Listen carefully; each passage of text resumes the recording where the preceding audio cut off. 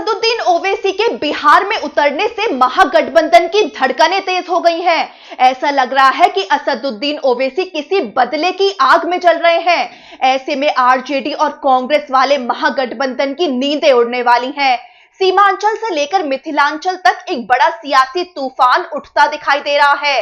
दरअसल एआईएमआईएम प्रमुख असदुद्दीन ओवैसी बिहार विधानसभा चुनाव से पहले पूरे दमखम के साथ मैदान में उतर चुके हैं और उनके ताजा 2 दिन के दौरे ने सियासी गलियारों में हलचल मचा दी है।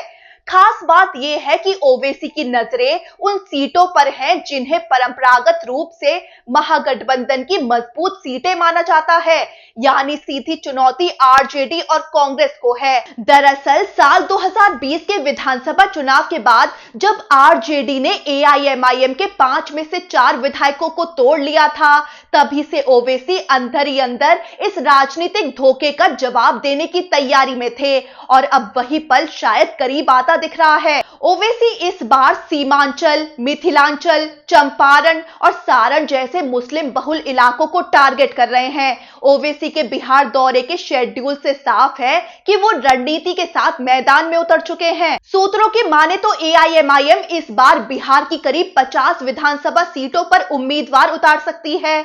हालांकि इस पर अंतिम फैसला अभी होना बाकी है। 2020 में एआईएमआईएम ने बिहार की 18 सीटों पर चुनाव लड़ा था और 5 पर जीत दर्ज की थी। यही नहीं, कई सीटों पर उनके उम्मीदवारों ने आरजेडी के जीत की राह में रोड़ा भी अटकाया और यही डर एक बार फिर महागठबंधन को सता रहा है। बिहार की कुल मुस्लिम आबादी करीब 18% है और इस बार ओवैसी सीमांचल की जनता को खास मैसेज दे रहे हैं। ओवैसी ने तेजस्वी यादव पर निशाना साधते हुए ये कह दिया कि इस बार उन्हें सबक सिखाया जाएगा जिन्होंने हमारे विधायकों को चुराया था। राजनीतिक विश्लेषकों का मानना है कि अगर इस बार ओवैसी की रणनीति क्लिक कर गई तो एक बार फिर तेजस्वी यादव की राह मुश्किल हो सकती है।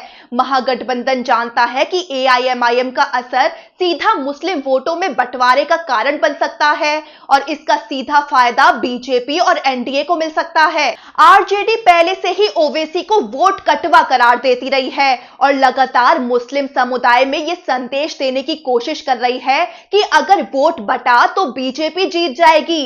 अब इस सियासी जंग में दिलचस्प बात यह है कि ओवैसी का निशाना बीजेपी के साथ साथ आरजेडी और कांग्रेस पर भी है और जिस अंदाज में प्रशांत किशोर और शिवदीप लांडे जैसे नेता भी एक्टिव हैं, उससे साफ है कि इस बार बिहार की राजनीति में मुकाबला त्रिकोणीय नहीं बल्कि चतुष्कोणीय हो सकता है। अब देखना यह है कि असदुद्दीन ओवैसी की सियासी तकरीरें बिहार में कितना तूफान लाती हैं। एक बात तय है कि बिहार में होने वाला चुनाव सिर्फ चुनाव नहीं, एक बहुत बड़ा सियासी मुकाबला होने वाला है।